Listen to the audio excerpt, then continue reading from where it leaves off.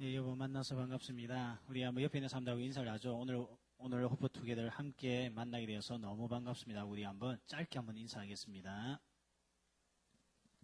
굉장히 썰렁한 인사들을 하고 있죠. 역시 부산 사람들답습니다.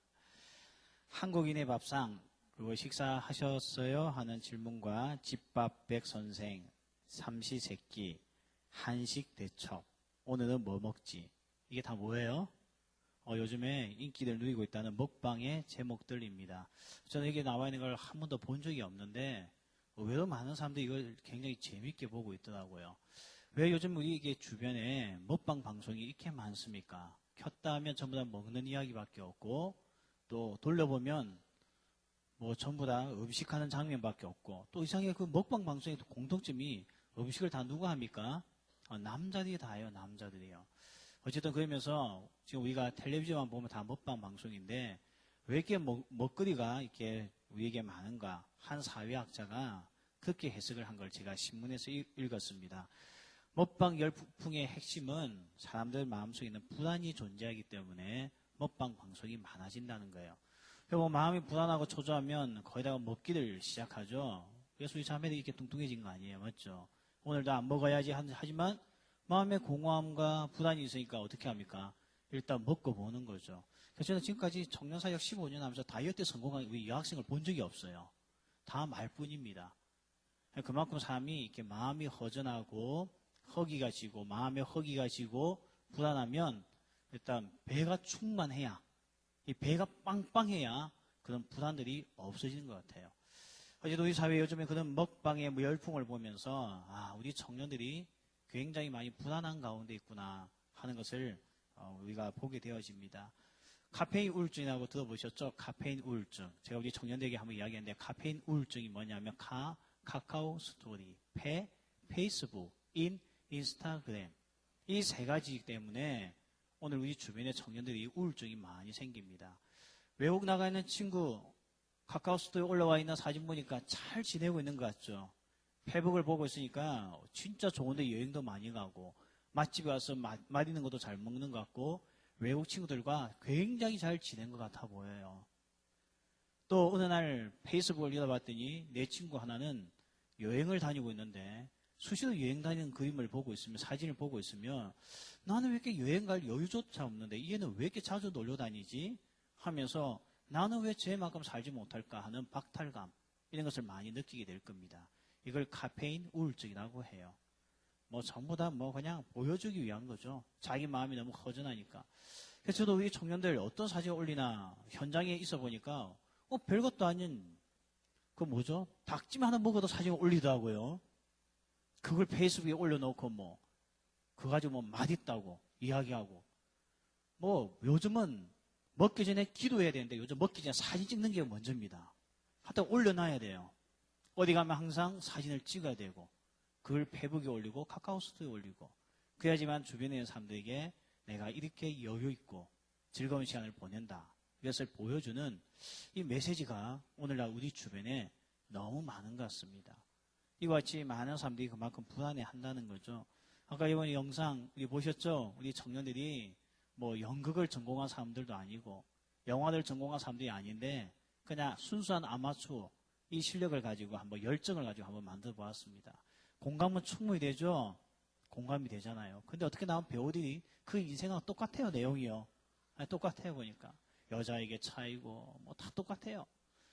근데 그런 걸 보고 있으니까 정말 있는 고민들, 이성의 문제, 진로의 문제, 그리고 알바비를 벌기 위해서 오늘도 여기저기 전전긍긍하는 모습들, 다 우리들의 이야기지 않습니까?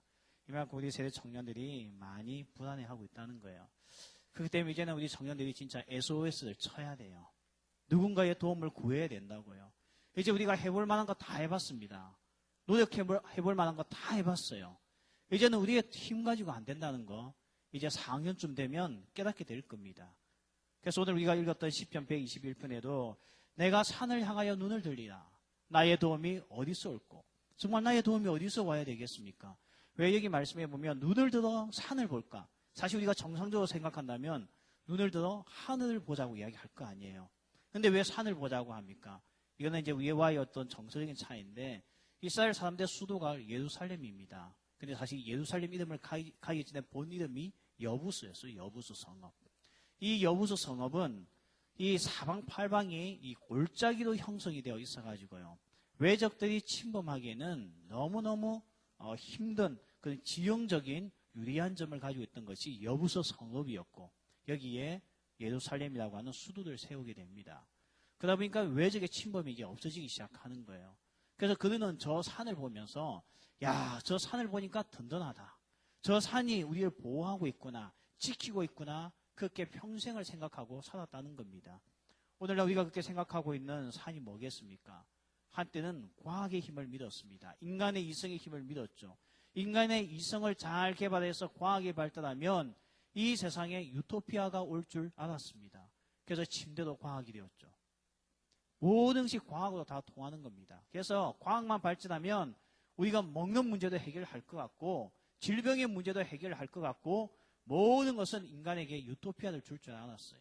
인간의 정신적인 문제는 교육을 발달시키면 사람들이 잘 배우니까, 잘 배워서 똑똑해지니까, 또한 사람들 간의 이 관계적인 문제도 없을 것을 믿고, 이 계몽적 이후에 교육과 과학에 엄청난 투자를 하게 됩니다. 그래서 훌륭한 과학자가 많이 나왔죠. 사람들이 달나라를 정복하기 시작합니다. 상상에 했던 그 사실들이 현실화되기 시작하면서, 아, 이 세상 정말 유토피아가 오는 거구나, 그렇게 믿고 있었는데요. 세계 2차 세계대전이 터졌습니다. 최신식 무기가 동원되기 시작했고 선보이기 시작했습니다. 히로시마와 나가사키에 원자탄이 터지고 나니 그 일본 땅이 초토화되고 맙니다. 결국 인간이 자랑했던 과학의 힘은 무엇을 했습니까? 사람을 죽여버리는 일을 했어요. 과학이 사람을 살리는 것보다 죽인 숫자가 더 많습니다. 여기에 유럽당했던 20세기의 젊은이들이 방황하기 시작했죠. 뭐야? 과학과 교육이 발달하면 유토피아가 올 줄 알았는데, 유토피아는 무슨 유토피아야? 오히려 사람이 죽이기 시작하고 욕망에 의해서 한 사람을 처형하고 그냥 한 도시 전체를 폭탄 하나 가지고 없애버리는 이런 냉혹한 현실. 도대체 과학이 뭘까? 그러면서 사람들이 이제 더 이상 거기에 이 마음을 두지 않기 시작했습니다. 산이 무너지기 시작한 거죠. 산이요. 믿었던 산들이 무너지기 시작하는 거예요. 이제 그 도움을 어디서 구해야 되겠습니까? 어떤 사람은 지금도 돈의 힘을 믿고 있어요. 돈만 많으면 내 인생이 보호받을 것 같은 생각을 가지고 있죠. 그래서 돈 하는데요. 이 돈 때문에 싸우는 집안들 보십시오. 여러분, 롯데, 이게 공개적으로 있는 자리에서 이야기하면 안 되지만, 롯데 그룹을 보십시오. 왜 싸웁니까? 형제들이 왜 고소고발하면서 싸웁니까? 돈이 없어서 싸웁니까? 돈이 있어서 싸웁니까? 삼성 그룹을 보십시오. 형님하고 동생하고 왜 싸웁니까? 돈이 없어서 싸웠습니까? 돈이 있으니까 싸우죠. 알고 보니까 돈도요, 우리 가정의 행복을 지켜주고 우리 집안을 보호해주고 형제간에 우애할 수 있는 산이 못 되는 거예요. 권력? 그냥 권력을 보십시오. 얼마나 우리가 보기에도 정말 아마 한국에서 직업 중에서 가장 꼴보기 싫은 직업이 국회의원일 겁니다. 그러면서 되고 싶어 하죠. 권력에 대해서 사람들은 이제는 별로 의지하지 않습니다. 그런 탐욕적인 인간들이 자기만을 위해서 살려고 발버둥 친다는 거죠. 그거 보니까요, 이 세상에 의지할 산들이 없는 거예요. 친구? 아까 전에 SOS 친구 왔는데 저거는 영화예요, 영화. 저는 친구 없어요. 어디서 친구가 나의 인생을 책임져 주겠습니까? 그래도 20대는 그나마 친구빨이 있더라고요. 점점 가정을 가지기 시작하고 자기 자식 키우면요, 연락도 없어진 게 친구입니다. 산들이 없는 거, 산들이요. 의지할 산이 없는 겁니다. 그래서 오늘 시편 기자는 우리에게 묻습니다. 너의 도움이 어디서 오냐고요. 오늘 시편 기자는 뭐라고 이야기합니까? 나의 도움은 이 하늘과 땅을 만드신 하나님께로부터 온다고 과감하게 고백하고 있습니다. 일본의 아동 문학가로 있는 노베찌라고 하는 아동 문학가가 있습니다. 이분이 쓴 책 중에 너의 둥지는 너무 낮았다라고 하는 책이 하나 있어요. 아주 내용이 간단합니다. 이런 내용입니다. 이분이 왜 이 짧은 동화를 적었는가 하면 실제로 자기 집에 이렇게 있는데 어미새가 오더니 갑자기 자기 집에서 둥지를 만들기 시작하는 거예요. 여러분, 새가 둥지를 만드는 이유가 뭡니까? 그렇죠. 그게 새끼를 낳기 위해서 하는 거죠. 아들 낳아서 새끼를 키우기 위해서 둥지를 만드는 거예요. 근데 노베집 문학가가 가만히 보니까 문제가 뭐냐면 둥지의 높이가 너무 낮은 거예요. 더 높은 곳에 둥지를 만들어야 되는데 둥지를 너무 낮은 곳에 만들고 있는 거예요. 자기가 봐도. 문제는 그 집에 고양이가 있었거든요. 이 고양이가 아무리 봐도 저 새끼들에게 해를 입힐 것 같은데, 근데 노베찌는 사람이고 거기는 새니까 이것을 전달해 줄 수가 없는 겁니다. 야, 좀 둥지를 더 높은 곳에 좀 지어봐. 말을 한다고 새가 알아듣겠습니까? 어느 날 이 새는 아들 낳았습니다. 아들을 품었습니다. 드디어 새끼가 나왔어요. 어미 새는 열심히 먹이를 묻어다가 그 새끼 입에다가 넣어주기 시작합니다. 새끼들은 엄마들 기다립니다. 입을 벌리고 주는 이 어미가 가해서 주는 음식을 잘 먹고 잘 자라던 어느 날 드디어 염려했던 고양이가 나타나더니 그 새끼들을 다 물고 사라지고 없는 겁니다.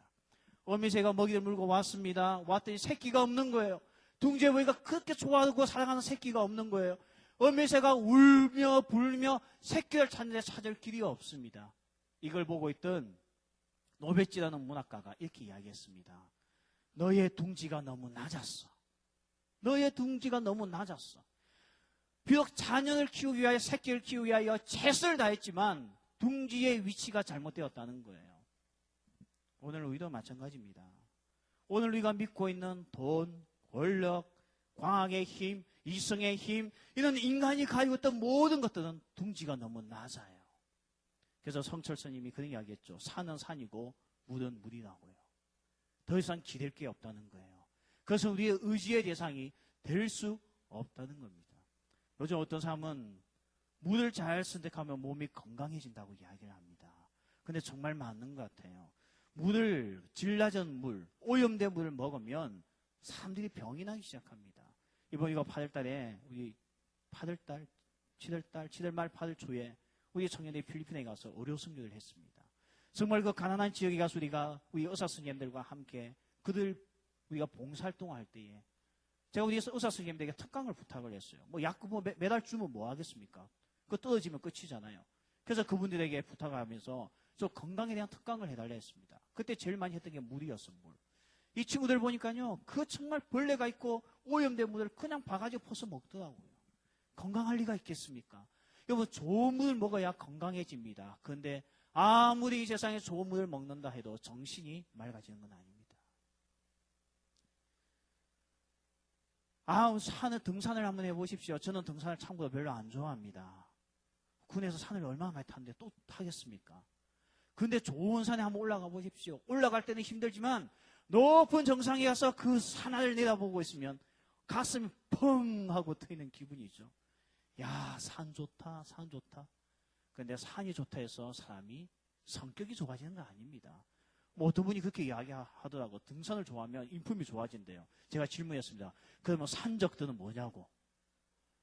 산적들은 뭐냐고요. 그러니까 산을 좋아하는 데서 삶이 달라지는 건 아닙니다. 건강해질 수는 있겠죠. 오늘 이 세상에 우리의 이 마음을 변화시키고 우리에게 참된 평강을 가져다 줄 수 있는 거 이 세상에 뭐가 있겠습니까? 우리가 말하고 있는 모든 것들은 둥지가 너무 낮아요. 낮기 때문에 문제가 생긴다는 거죠. 그런데 오늘 시편 121편에서 소개하고 있는 하나님은 어떤 분입니까? 그분은 졸지도 아니하시고 주무시지도 아니하시고, 진짜 졸지도 않고 주무시지도 않는다는 뜻이 아닙니다. 그분은 그만큼 우리들을 철저하게 지킨다는 뜻입니다. 오늘 이 본문에 지키라는 단어가 7번이 나옵니다. 하나님은 우리를 끊임없이 지키시고 보호해 주신다는 겁니다. 하나님보다 더 높은 존재가 이 세상에 어디 있습니까? 여러분, 우주를 보십시오. 달나라보다 더 큰 우주 속에 있는 하나님을 보다 더 높은 자가 어디 있겠습니까? 산이 우리의 의지자가 아니라는 겁니다. 산이 우리의 도움이 되는 게 아니라는 겁니다. 오늘 우리의 도움될 수 있는 것은 오늘 이 본문에 나왔듯이 가장 높으신 하나님만이 우리의 보호자가 되고 그분이 우리를 지켜줄 수가 있다는 겁니다. 우리의 환난을 명쾌한다고 하였습니다. 어디에 때 우리의 영혼을 지켜준다고 약속하고 있습니다. 물론 이렇게 생각하는 사람도 있을 겁니다. 아니, 하나님이 졸지도 않고 주무시지 않고 지켜준다는데 왜 교회 다니는 사람들 그러면 어려움을 당하고 천을 당하냐고요. 그럼 비는 어디든지 다 옵니다. 오늘 교회 다니는 사람들은 우산 안 쓰고 다니고 교회 안 다니는 사람들만 우산 쓰고 다니는 거 없어요. 맞죠? 세상 사람들은 눈이 내리는데 우리 교회 다니는 사람들은 눈이 안 오고 그런 거 없습니다. 태풍이 교회 다니는 사람 치만 피해 다니는 법은 없습니다. 다 같이 옵니다. 그런데 차이점이 있죠. 어제 우리 청년들과 바닷가를 갔다 왔습니다. 근데 갔더니 뭐 거제도는 파도가 원래 심하지 않은 지역이잖아요. 그래서 거기에 이 조선소가 있는 거예요. 파도가 심하지 않으니까요. 파도가 심하면 어떻게 배를 만들겠습니까? 만들지 박살나버리겠죠. 근데 이 파도가 심한 곳을 한번 가보십시오. 파도가 있으면 수영을 할 수 있습니까? 없습니까? 못합니다. 파도가 있으면 위험합니다. 그런데 그 파도를 타는 사람들이 있죠. 그게 누굽니까? 파도 타는 선수들입니다. 그들은 파도가 반갑습니다. 그들은 파도를 즐기는 사람들입니다. 오늘 우리 인생에도 파도가 모두가 다 있는 거예요. 그런데 차이점이 어디 있느냐? 파도를 탈 수 있느냐 못하느냐 차이점입니다. 오늘 우리 인생에 고난이 있습니다. 교회 다니는 사람들도 환란이 있습니다. 교회 다니는 사람도 어려움이 있습니다. 근데 차이점이 어딘 줄 아십니까? 우리는 그 파도를 탈 수 있는 태도, 애티튜드와 마음이 있다는 거예요. 이게 차이점입니다. 스위스 출신 내과 의사였던 폴 트루니에 그분이 쓴 책 중에 몸으로 사는 인생이라는 책이 있습니다. 아주 청년들에게 한번 강추해 볼 수 있는 책인데요. 폴 트루니에가 했던 말 중에 이런 말이 있습니다. 한번 띄워주시겠습니까? 우리 같이 함께 읽겠습니다. 자, 시작.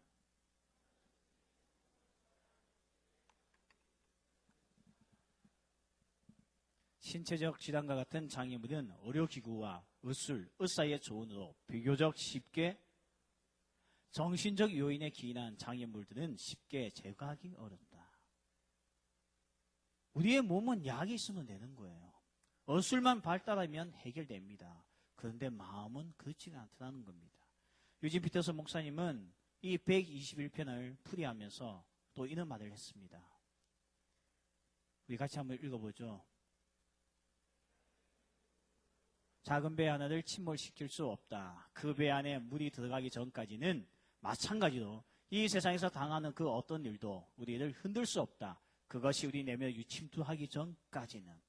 우리의 내면에 이 문제가 침투하기 전까지 지키시고 막아주시는 분이 있다는 거죠. 그분이 누구라는 겁니까? 하나님이시라는 거예요. 재앙은 왜 재앙인 줄 아십니까? 우리에게 절망을 가져다 주니까. 재앙이 왜 재앙인 줄 아십니까? 우리에게 낙심을 가져다 주니까. 재앙이 왜 재앙인 줄 아십니까? 호프, 희망을 빼앗아가니까. 재앙이 왜 재앙인 줄 아십니까? 우리에게 두려움을 주니까. 이 모든 것을 다 제거해 줄 수 있는 분이 이 세상에 없더라는 겁니다. 돈을 가지고 있으면 불안합니다. 여러분, 돈을 많이 지갑에 넣고 다녀보십시오. 남포동을 다닙니다. 불안할까요? 마음이 넉넉할까요? 가진 자는 불안합니다. 제같이 돈이 없는 사람은요, 남포동 가서 소매치기 당할 일이 없습니다. 왕년에 소매치기로 이름을 날렸던 분이 한번 텔레비전에 나와가지고 그 이야기를 하더라고요. MC가 묻었습니다. 저 사람이 돈이 있다는 걸 어떻게 알고 소매치기 하냐고. 그 소매치기, 왕년에 소매치기, 그때 소매치기 아니고요. 왕년에 소매치기 했던 이분이 뭐라고 하는지 아세요? 보고 있으면 안 돼요. 뭘 보고 하냐 했더니 돈 있는 사람은 손이 돈 있는 쪽에 계속 간대요. 물론 그 당시에는 카드 시대가 아니까 그랬겠죠. 지갑에 돈이 많은 사람은 자꾸 지갑에 손이 간대요. 이 돈이 있나 없나 싶었어. 호수미에 돈을 넣은 사람은 돈이 있나 없나 싶었어. 지갑을 뒤에 넣은 사람은 지갑이 뒤에 있나 없나 확인한다는 거예요. 그러면 자기가 그것을 깨닫는데요. 돈이 있구나. 알고 보니까 있는 것 때문에 불안해지는 겁니다. 이건 무엇을 보호하겠습니까? 오늘 성경에는 하나님밖에 없다는 겁니다. 그래서 오늘 문제 없는 가정 없어요. 여러분, 문제 없는 가정 없어요. 한번 이야기 들어보십시오. 다 문제 있습니다. 문제 없는 직장 아무것도 없어요. 친구 이야기 들으면 꽤 괜찮은 직장 같지만 실제로 그 안에 들어가 보면 다 문제 있습니다. 근데 문제 없는 곳이 한 군데 있더라고, 이 세상에. 어딘 줄 아십니까? 공동묘지입니다. 공동묘지에 누워있는 사람은 데모하지 않아요. 공동묘지에 있는 사람은 왜 이렇게 무덤에 풀이 많을 때까지 가만히 하고 우리를 괴롭히지도 않습니다. 이 세상의 모든 곳에 문제가 있어요. 이 문제에 직면하는 우리의 태도가 중요한 거죠. 사실 우리 인생에요, 날 위로해주고 격려해준 사람이 한 명만 있어도 이 세상은 좀 힘이 나기 시작합니다. 살만합니다. 제가 여러분에게 하나 동영상 하나 보여드릴게요. 아버지라는 동영상인데 아주 꽤 감동적입니다. 한번 보여주시겠습니까? 충선이 아빠, 진영이 아빠. 항상 미안해요, 걔한테.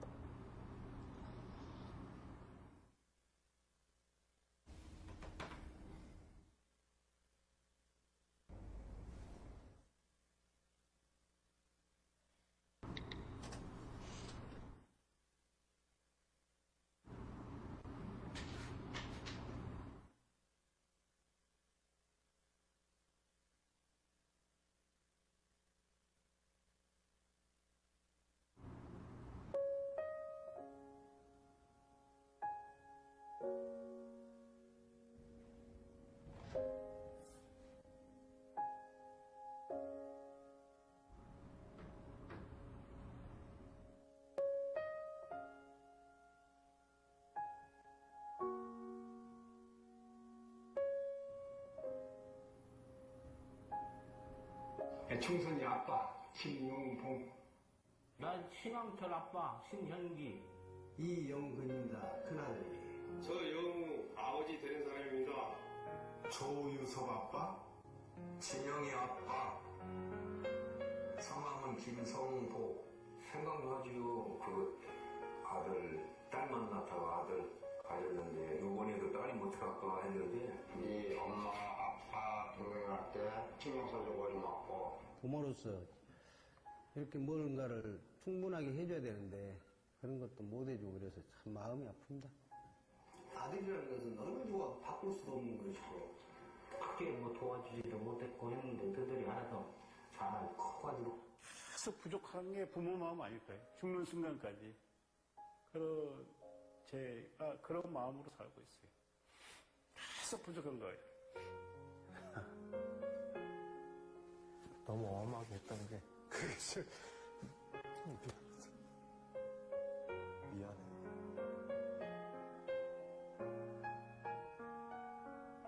항상 내가 부족하고 항상 미안해요. 걔한테는. 미안하다 참. 모든 것이 부족하고 못 가르치고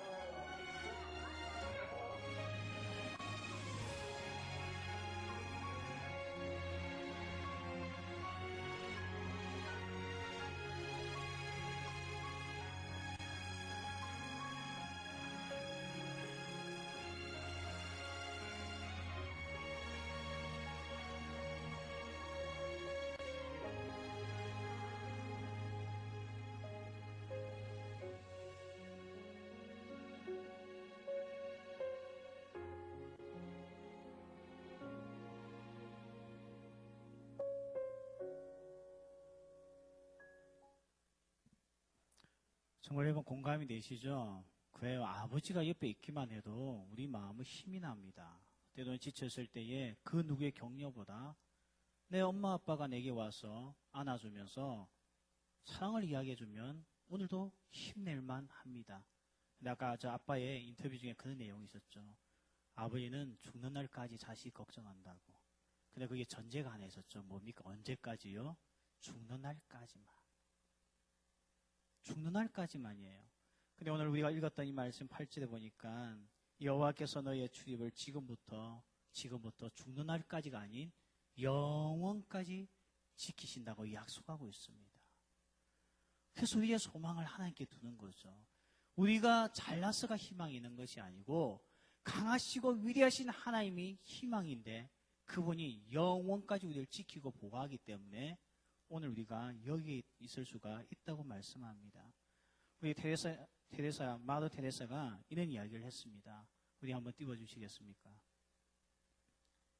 우리 같이 한번 읽어봅시다. 내가 나에게 가까이 있는 것보다 하나님이 더 가까이 계시고 내가 나를 사랑하는 것보다 하나님이 나를 더 사랑하신다. 이 테레사는 이런 고백을 가지고 그 인생을 살아왔습니다. 제가 얼마 전에 메일을 하나 읽다가 이런 메일이 제게 왔습니다. 너무나 감동적이고 내게는 너무 교훈적이었어요. 아들과 아빠가 함께 정원을 꾸미기 시작하고 가꾸고 있었습니다. 불을 베고 불을 잘라내고 돌을 주워내고 하다가 제법 큰 돌이 나왔어요. 아빠가 아들이 그 돌을 옮겨보려고 혼자 애를 쓰고 있는 거예요. 그 돌을 어떻게 써도 뽑아서 잔디밭으로 보내고 싶은 거죠. 근데 이 아이가 아무리 이 돌을 옮기려고 해도 힘이 없으니까 옮겨지지가 않는 거예요. 혼자 이렇게도 해보고 저렇게도 해보고 뭔가를 가져와서 때려보기도 하고 하는데 돌은 좀처럼 옮겨지지 않는 겁니다. 나중에 결국 아이가 엄마에게 아빠에게 와서 울먹이면서 아빠 나 이거 도저히 할 수가 없어. 최선을 다했지만 내 마음대로 안 돼.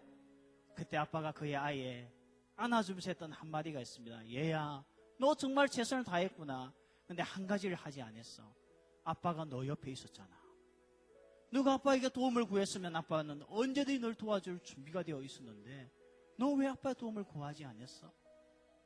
그 이야기 듣던 아이가 아빠를 쳐다보면서 그럼 아빠 도와줘. 아빠가 그 돌을 함께 옮겨줬다는 메일을 제가 읽으면서요. 꼭 우리의 모습을 보는 것 같아요. 우리 최선을 다해서 살고 있습니다.